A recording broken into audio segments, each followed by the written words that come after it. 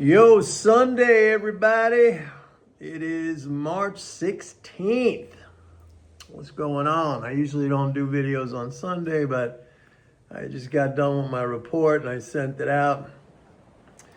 You know, one thing that I like about the report is that it really makes me focus on what's going on fundamentally.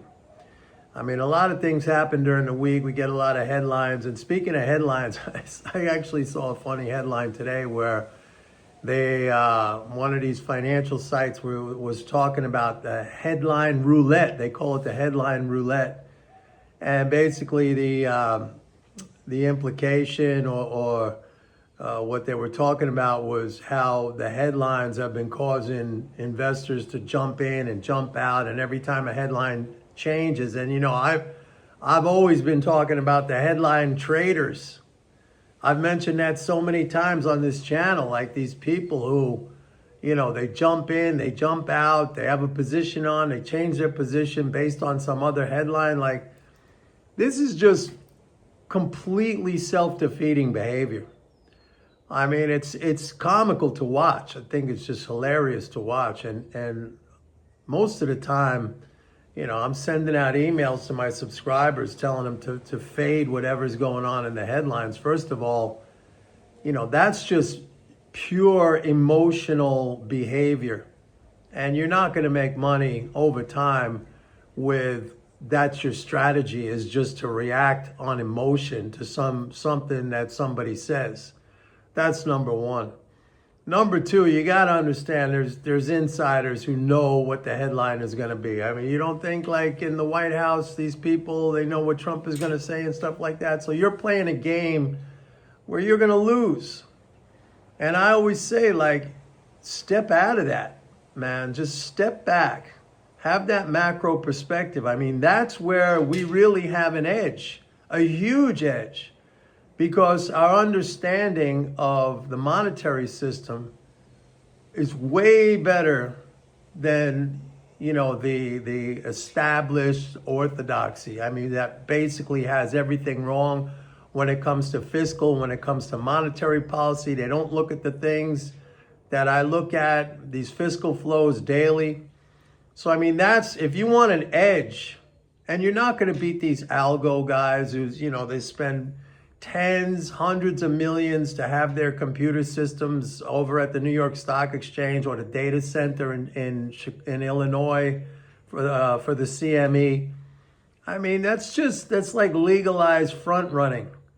I mean, so to think you want to be in that game, again, to me, it just says that you're just interested in the action. You're not interested in making money. You're interested in the action so you could go out.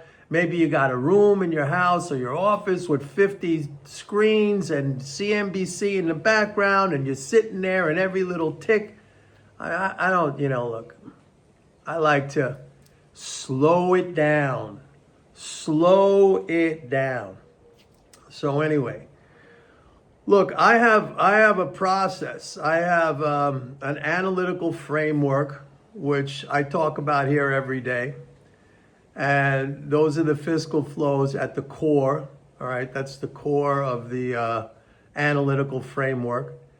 And like I was saying, when I do the weekly report, I got to sit down, I got to go through all the numbers. And for me, it becomes very evident when I do that to see what the macro picture is. And again, I'll repeat, like during the week, when you have all these news items flashing, 1 minute this, 1 minute that, the tariffs and no tariffs. I mean, it's like you can get confused. So I always use the example of, you know, the mariner out on the open seas, that you got to use your compass. You got to use your, you know, your GPS or whatever to see where you're going. You got to use your charts. And I don't mean charts like drawing charts. You know, the charts that mariners use are not the same kind of charts that technical practitioners in the markets use, where they're looking at old price movements.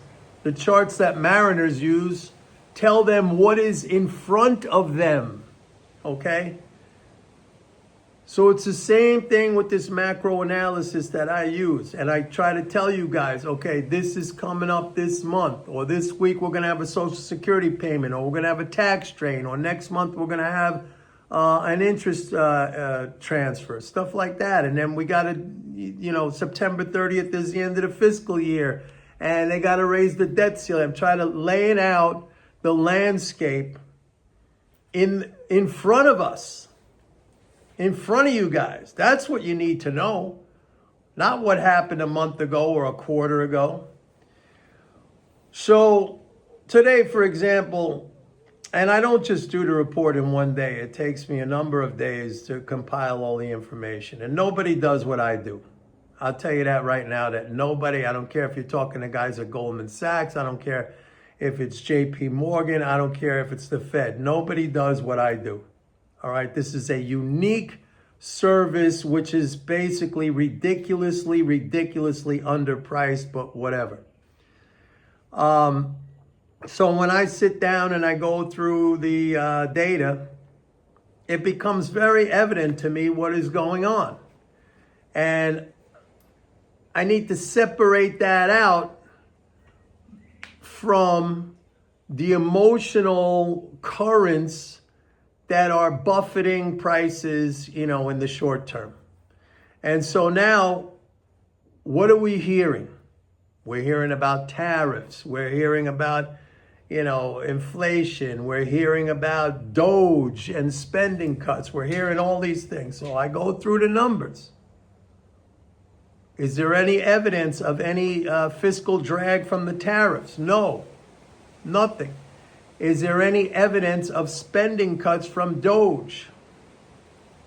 Nothing. As a matter of fact, when I look at the fiscal flows, they're ridiculous. They're off the charts.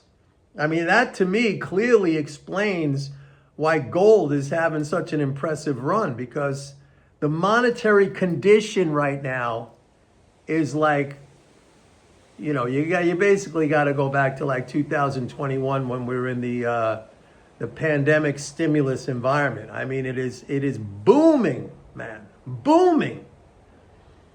I look at unemployment benefits. Has there been a spike? No, actually, if you look at daily unemployment benefit outlays from the Treasury, they're starting to come down. So the labor market is okay.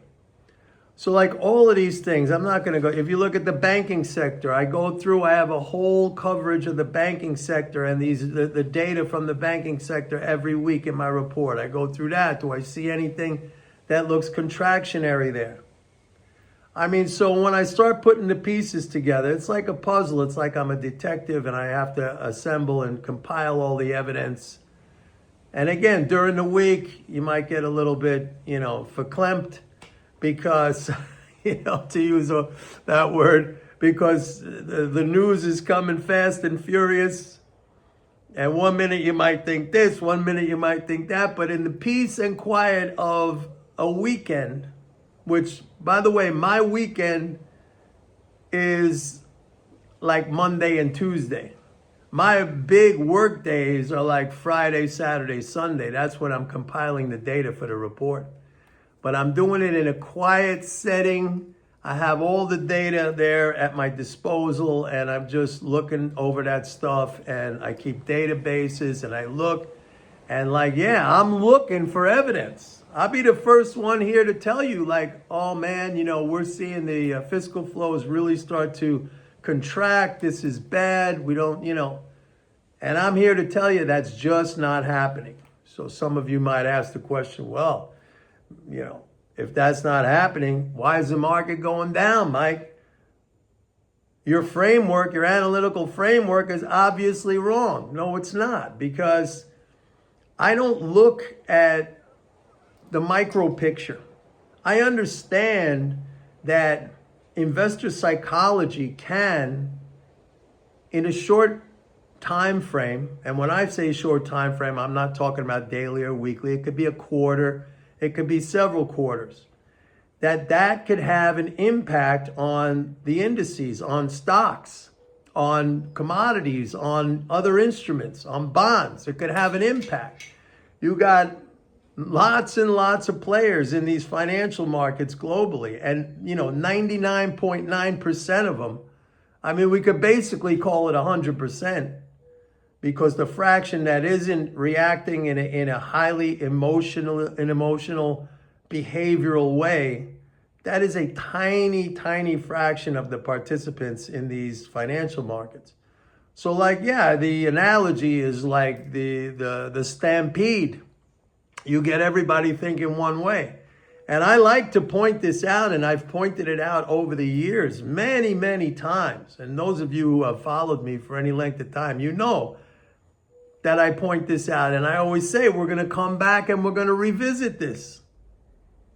I said that about the rate hikes, that it was going to be bullish and we're going to come back and revisit it. I said that about the Fed reducing its balance sheet. I said that was going to be, all of these things, many, many things like that. I've said we're going to come back and we're going to revisit this, and you're going to see what I'm telling you. And I'm not reacting on the instant. And I don't recommend that you guys react on the instant. You got to slow it down, okay? You got to slow it down. If I could use a boxing analogy again, when I first started off, and I'm not saying that I've really improved that much, but when I first started off, I was going fast and furious, constantly on the attack, not being very effective. And then my coach was saying, Mike, pull back. Let them come to you. You got the length, you got the range, let them come to you. And that helped with stamina, with cardio, let them come to you. Now, I still, many times, forget about that, and I go willy-nilly, full speed, and then I got to catch myself and say, but it's the same thing here. You got to slow the process down. You can't be jumping around, here's a headline, I'm going to buy, and then all of a sudden somebody contradicts that headline, and now I'm going to sell. I mean, what are you doing? What are you doing? That is the question. You're not doing anything that is going to help you. You're not. You're just not. Anyway, this week, what do we got? We got the Fed meeting on Wednesday. They're going to hold rates steady, but everybody's going to be looking to see if Powell is going to say something where kind of along the lines of, you know what? We don't see any need to make any changes right now, but we're going to be there in case the economy starts to get into some trouble. I think that's what they're going to be looking for. And that would be, I think if they say that, if he says that, I think that's going to be taken in a bullish way, by market participants. Because in effect, he'd be saying if the economy slows down and we need to cut rates, we'll do that. I've said to you guys so many times, I don't pay attention to this because I understand what rate adjustments are. I mean, people attach so much significance to this, like the inflation-deflation argument, okay? Like that discussion is the same thing. If you understand at the most basic level what these things are, what are rate adjustments? They're price adjustments plus fiscal operations, okay? In the case of rate cuts, they're price cuts and reductions in income transfers, interest income transfers, all else equal.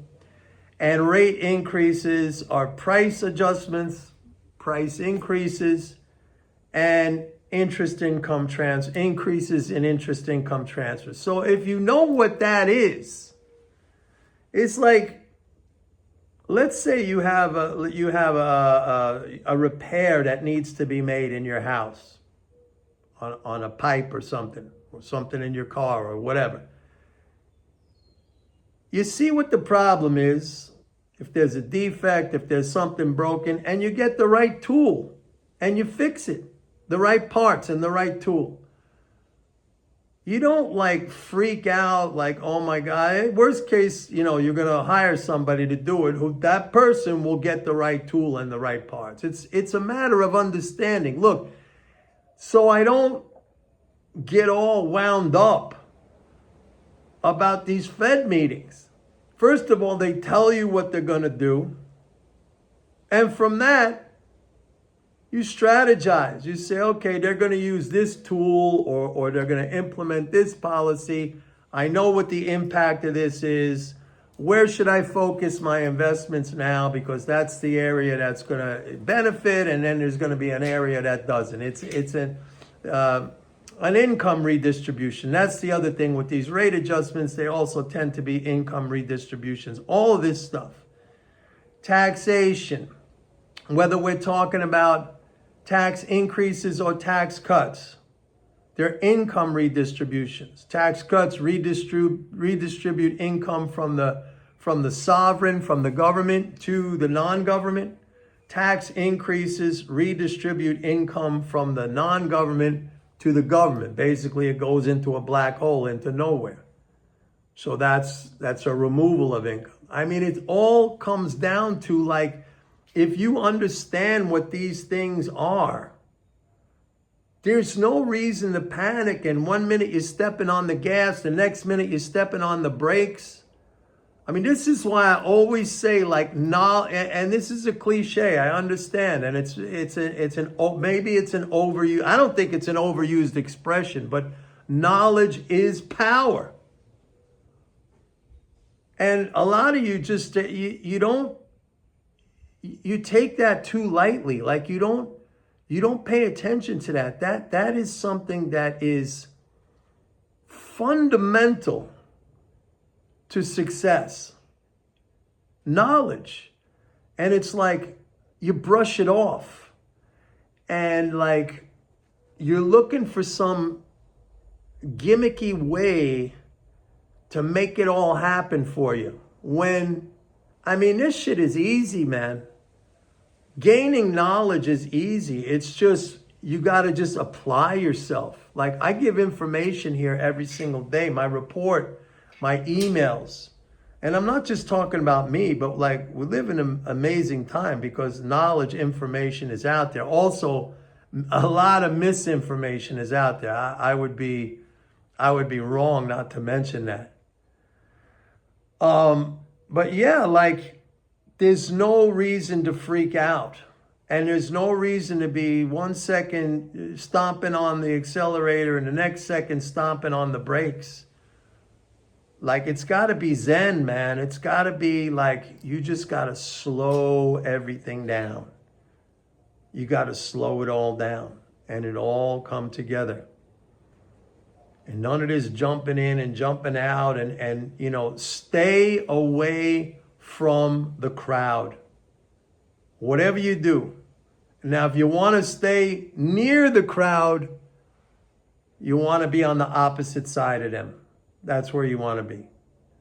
I mean, I see daily so much stupid shit when it comes to so-called analysis of what the government is doing in terms of its fiscal or the understanding or lack of understanding of our monetary system, and people who express that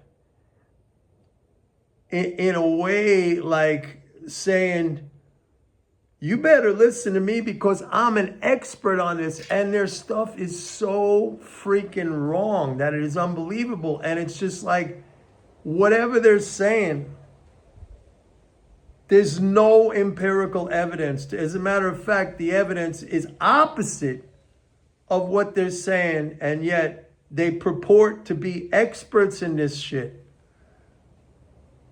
Like, you got to run away from that like the plague.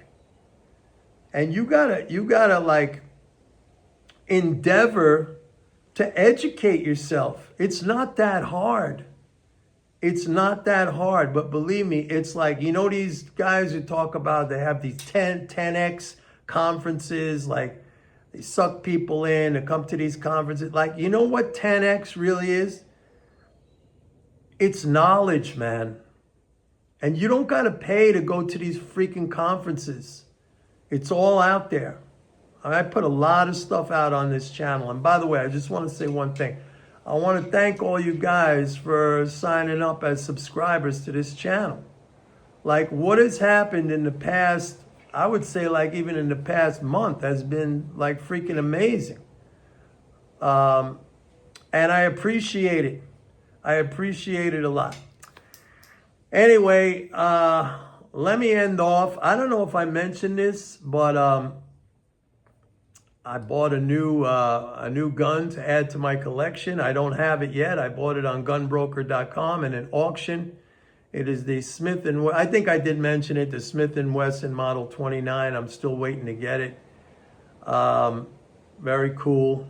Was only manufactured, I think, from 1985 to 1988. It was the gun in Miami Vice that Don Johnson had. Yeah, I think I did mention it, so sorry for repeating myself. That's my age. Anyway, again, thanks you guys for subscribing to the channel, and go to my website, pitbulleconomics.com, and sign up for a 30-day free trial to MMT Trader. When I get the gun, I'll show you guys. All right. Have a good one. See you tomorrow. Bye.